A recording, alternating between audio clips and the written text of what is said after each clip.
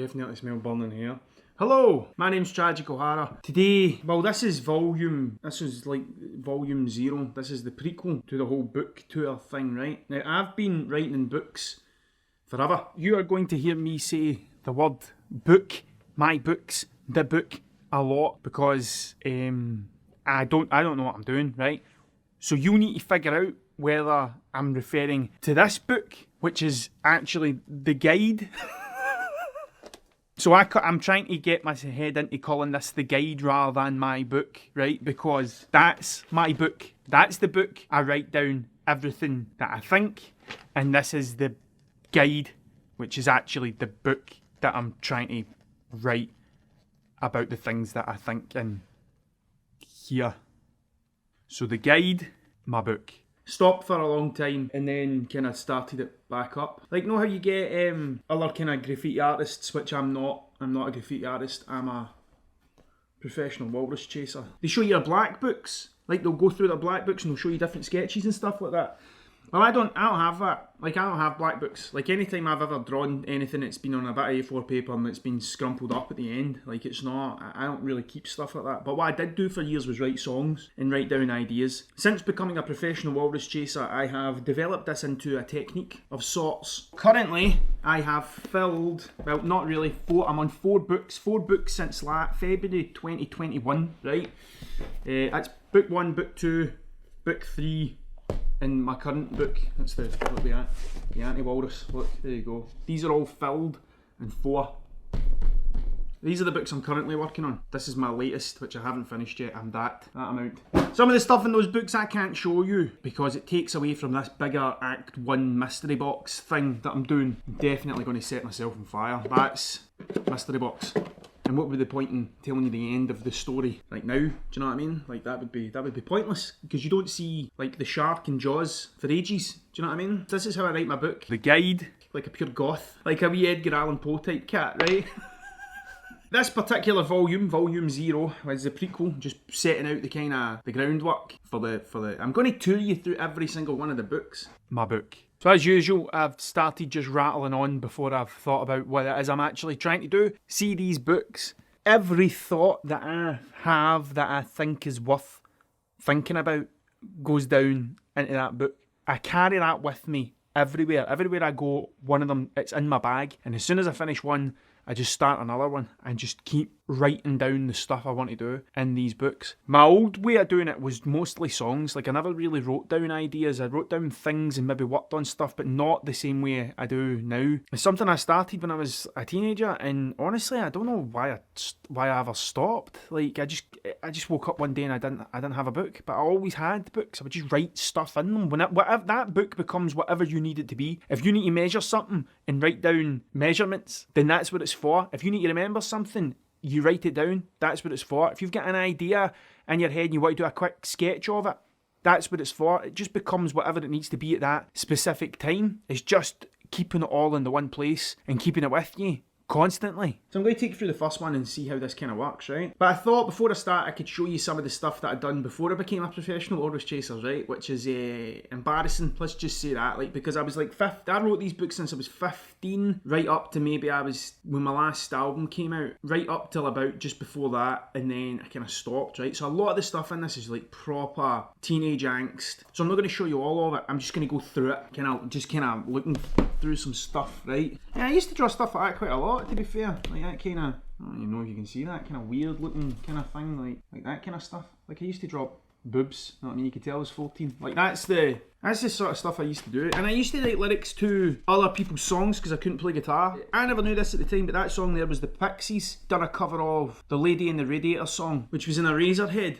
Right, I'm not a huge fan of David Lynch. Like, I like films that when I watch it at the end, I know what's happened.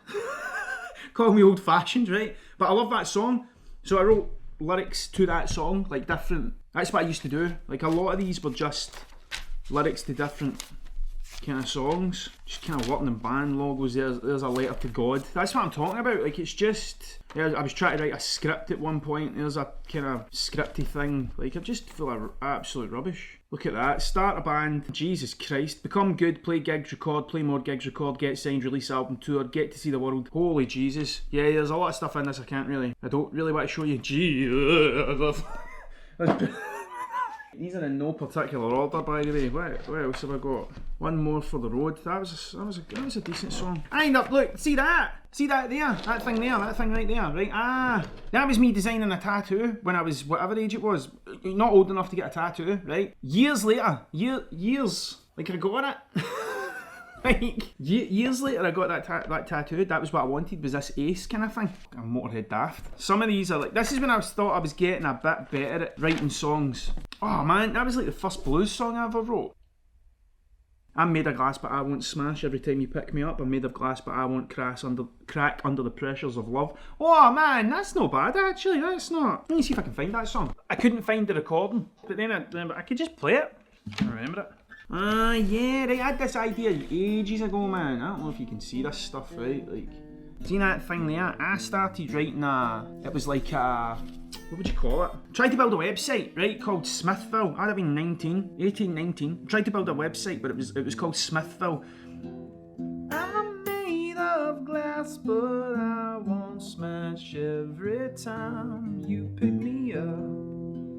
I'm made of glass, but I won't crack under the pressures of love. And it was like all these poems and weird characters and different things and different songs and like wee videos and animations and stuff, and I tried to do that and I never ever really get past the homepage because then I moved on to something else. A previous of this, right? That was one of them, Mr. Mead. I don't even know where that came from, man. Like that's crazy. Something like that. That's how it went. Something like that. Ah, yeah, man. Like I used to draw posters. That was one of my posters. So I'd been playing with the Spandex Monkeys. Mary Christ we were called at this point. Mary Christ. They're definitely going to set my hair on fire. Like, Mary Christ we were called, right, at that point. Like, so my first band was called Empathy, then it was Dirge, and then Mary Christ, and we changed our name every 10 minutes because I was never happy. I was never actually happy with a name until the Tragic O'Hara thing. Oh, like, there's like a test tube with like organs. This is when this stuff's kind of like when I mellowed out a bit. Like, I wasn't as angry. When I was like 15, I was like all piss and vinegar. Oh, this is a fairly kind of recent one. Look, there's On and Amongst Thieves. So that was my third album. Right, there was my third album I was working on, right? So like that was all the stuff I had to do to it and things I had to finish and all that kind of caper. There was places I was going to play, where I wanted to do the launch and stuff, and that's when I stopped. Look, you can just see it. Like, that's where I wanted to play. That was like the last song I ever kind of wrote. That was me looking at the album. That was me looking at the album after On and Amongst Thieves, and then basically I got to here and I was like, I'm done. And I never ever finished the book. So see this? That would have been the last thing I wrote before I started writing that one. 3 years later. It's weird that. Right, this will be horrible. There will be horrible stuff in this. Like, it won't even be a wee bit nice. Look at that horrible rabbit with a willy. Look at that horrible rabbit. I'll blur this bit out to not offend anyone, but look at that, man. That was the crap I used to draw. There's Steven Tyler. Why did I draw Steven Tyler? So I used to do like comics and stuff. Like, that was one of the comics. That was just, I can't even show you it, man. I can't even show you it. It's just pure vulgar nonsense. Newspaper clippings and stuff like that. Cellar Door.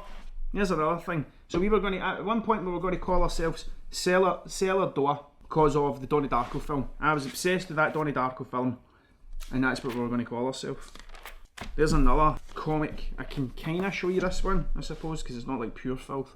But like, and it was like I don't know, it was like Jimi Hendrix meeting Woodstock from Charlie Brown. Don't know. Don't know. I was a very different person then. Yeah, look at that. I was trying to draw like kind of weird trees with band names in them and stuff. Oh no, that was all. That's all Pink Floyd songs. Brain Damage, Mother, Vera, The Thin Ice, In the Flesh, Comfortably Numb, Sorrow. Like that was all Pink Floyd songs I was trying to fit in there. There's a pedal board that I wanted to build. Look at that, there's a pedal board. I went a Big Muff into a flanger, wah-wah, volume swell, tuner, distortion, delay and top box. I still own none of them. I had a Big Muff for a couple of months and I gave it a loan to somebody and I never ever got it back. It was a Russian Big Muff. It was a Russian muff. It was good, man. I spent a while trying to save up for it. Yeah, some of this stuff's revolting. There's t-shirts. Sanctum, there's another name of the band. That was another band name. Sanctum, which I think I was into the idea for a period of 2 weeks before someone said rectum. What's your band called? Rectum. And from that I was like, well, we need another name. Right, this is when I get really into Queens of the Stone Age, right? So what my kind of songwriting thing was, I spent ages just ripping off Nirvana until I heard Queens of the Stone Age, and then all I done was try and rip off Queens of the Stone Age, and then I heard Tom Waits, and all I done was try and rip off Tom Waits, and then it just, like, that happened loads of times, just ripping off different bands. That's all you need to do, is rip off so many bands that you end up finding your own style. Here's some history, man. A wee bit of history that no one cares about except me. That song there, right? Scared to Death. That there is the first song I ever wrote where after I wrote it, I looked at it and I was like, that's not the worst thing you've ever done. It was the first song I ever wrote and I was like, that's okay. I think I like that, and even to this day I still think that's a good song. But that was the first, and that was, so if I was into Queens of the Stone Age I was at college, so that was I'd been 5 years of writing songs before I wrote one song that I was like, I quite like that, I could stomach that. 5 years, like, it doesn't just come, nothing comes easy. Pants. Aye, look at that. I was trying to make stencils here, but it was like a mad kind of clown face, skull and crossbones stencily type thing. Yeah, and then that turned into that. That turned into that thing there, which eventually I was like, that's just pure Slipknot. Like, that just looks like Slipknot. So I stopped doing it. That was another stencil. For some reason because of the Queens of the Stone Age thing, I was really into drawing girls, like silhouettes of girls. As you can see, right? But I wasn't like, I'm not like that. Like I wasn't like that. That's why that thing never fit into me. I fit in there because I'm not like that at all. Like talking to women terrify me, and I'm surprised I even get married. I'm surprised I even got married. I'm surprised that someone actually spent enough time to realise that I wasn't a complete and utter buffoon. Hunter S. Thompson stuff. Just drawing hundreds of Hunter S. kind of Thompson stuff. Right, here we go. This is me starting to get into the... Let me just show you the tragic stuff after that, right? So these were the bands I was in. I was in bands for years, and then when I started doing the tragic stuff and I started playing solo, this is when I kind of started... Like, I tried to come up with names for other people. Like, I wanted to start a band, but everybody would have a different name. So there was like Vince Vanderhate, which was my friend Chris, Johnny No Pulse, Frank Payne. I thought Frank Payne was quite a good name, and I would just come up with different names, and I thought, like, we'd all have these kind of different kind of characters, and I'd be Tragic O'Hara and everybody else would have their own kind of, and anyone that came and played with me, I'd give them a different name and I'd introduce them as like Johnny No Pulse and that kind of stuff. I don't know, I liked it, but no one else got it. Like, it's dead hard to kind of convey that during a half an hour set where 75% of the audience is absolutely rattled. Like, just kind of, so like stuff like that, it was just like constantly just writing until you run out of things to say. Do you know what I mean? That was it. So these were all the songs from my first album. But then this is the weird thing, I was trying to do this kind of blues thing, but I was still drawing stuff like that. That was the bit that never really kind of gelled. Like, that whole other thing never really... Dead Man Walking. Oh man, right. So see that song? See that song? That right now currently is the most streamed song on my Spotify. It's got 840 streams. I don't get a lot of streams on my music because I don't really talk about it. Like, I think that's part of the problem. I got to a point when I stopped playing that at gigs. I don't know why. I don't know, was maybe being a bit kind of stupid. Like, I didn't want everybody just to, a bit like Radiohead. See what Radiohead done with Creep? It was like they just stopped playing Creep. No, I never, not like, see when I'm saying that? Like, no one, I've never played in front of that as many people as Radiohead have played in front of. Do you know what I mean? That's what I mean by it was stupid. I was just sick of playing that song because people kept coming up and go, play Dead Man Walking, play Dead Man Walking, play Dead Man Walking. And I was like, I've got other songs, man. Like, I've got an album full of songs and I've got songs from before that. And I just didn't want to play it anymore, so I stopped playing it. Like, all the instruments in my first album I played.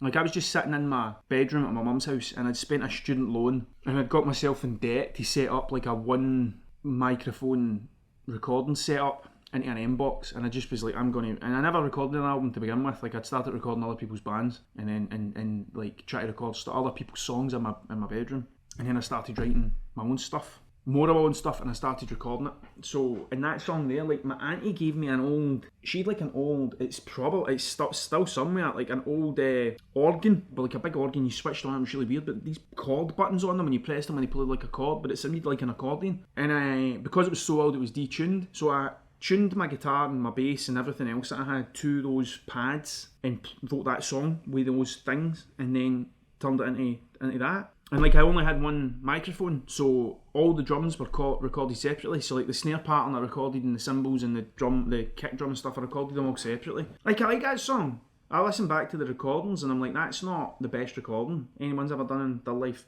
But man, I was 21 in my mum's bedroom. Like, I slept on the floor. So I had enough room to build all this stuff. Do you know what I mean? Because I just pure loved it. I'll maybe read you. So I used to keep, so what I'd do is I'd write all my stuff in those big books, right? And then I'd filter it down into these things. So I'll read you the lyrics of a 15-year-old boy, a 15-year-old Tragic O'Hara, right? This song is called Anasaurus Rex. I'm so certain that you couldn't change my mind, but I'm not sure. I'd be worried, but I'm not that insecure, just self-absorbed. I'm so high, the air is way too thin up here, but I don't care, it's okay, there is no real need to breathe. I'm so cool that I've gave myself the flu and there's no cure. I'm so pretty and I feel the way I look with my eyes. I'm so stupid that I've gone and lost my God, but I found Jesus in my heart all along. Right, so see what I talked about listening to other people's songs and writing lyrics to it? That's lithium. That's what that is. I'm so certain that I couldn't change my mind, but I'm not sure. That's just lithium. And I just wrote different lyrics to it. Commitment makes an addict, makes him glad he's got it. Neurotic and narcotic, needs to think he wants it. He's too hungry to sleep, too tired to eat. He's so afraid of having fear, he induced himself to tears. He's addicted to addiction, he's under smart by overthinking. What? Know what I mean? Like, teenage angst much? Right. This is the last thing I'm going to say. This song here, right? Ego. I cannot remember how to play this song, right? I think the riff goes something like, oh, but it needs to be in tune. This is in D standard, so it wouldn't have been in D standard. It would actually have been in standard guitar tuning. I think the riff went.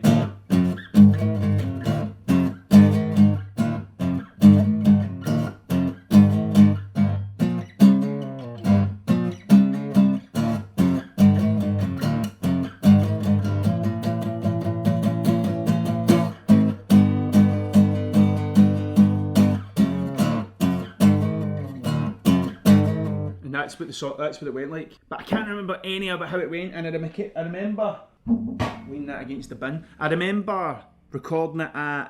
We never went to Glasgow to record much because it was like, or to practice much because it was like £30, and like there was only 3 of us, and that was £10 each, and that was like I no way could I afford £10 and a train fare, no chance, right? So when we went up, it was like a big deal. And we went up, we were just jamming in the core studios in Glasgow, and I was like, we would have been 16. I don't even think that. No, we wouldn't have been. I was definitely still at school. We set up a tape in the thing and recorded through the PA and made this one demo that I gave to someone, and we never ever got back. I never ever got it back for anyone, and I've lost it, right? But I played this song with the band I was in, Empathy, at the time, in front of like it was like there was this thing on at a school, and it was like these other people that were in bands or worked in recording studios and stuff had came down, and they were listening to all the bands and giving people advice and stuff. So we turned up, and it was like, this could be a big break, lads. This is it. This is after this. First this, then we sell out Wembley, and then the world's our oyster. And I played that song, or we played that song, and the guy said to me after it, because it was almost like an X Factor thing before X Factor. It was like there was this panel of people that would sit and watch you and then talk to you after you'd done it. And they were like, so whose song was that? And I was like, that was my song, I wrote that song. And the guy going, like having a bit of a look in his face, like, you wrote that? He's like, yeah, I wrote that song. And he was like, he was quite complimentary about it. And that was one of the first times that I walked away going, maybe I'm actually alright at this music thing. Maybe. So I've got an ego, I've got high hopes, I miss the comfort in being alone, I've got an ego, I've got a rope, show me a tree and I'll show you a corpse. Jesus Christ, that's what I'm talking about, man. Like, I've got an ego, so do most people. I want to be a part of the crowd. I've got an ego, I can cure with placebo. I just want to make my family proud. I've got an ego, I've lost my libido, wrap me in plastic and set me alight. I've got an ego, it's pretty normal to wish you were perfect and always right.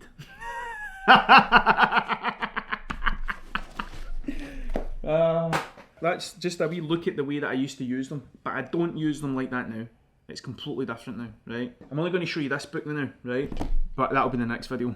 But what I'm going to say, and I'll tell you how I use them in the next video. Thank you very much for watching. If you've enjoyed it, you can watch the next one. You can get me on all the socials at Mr. Tragic O'Hara. Thank you very much for your time, because it's the most important thing you've got. And next time,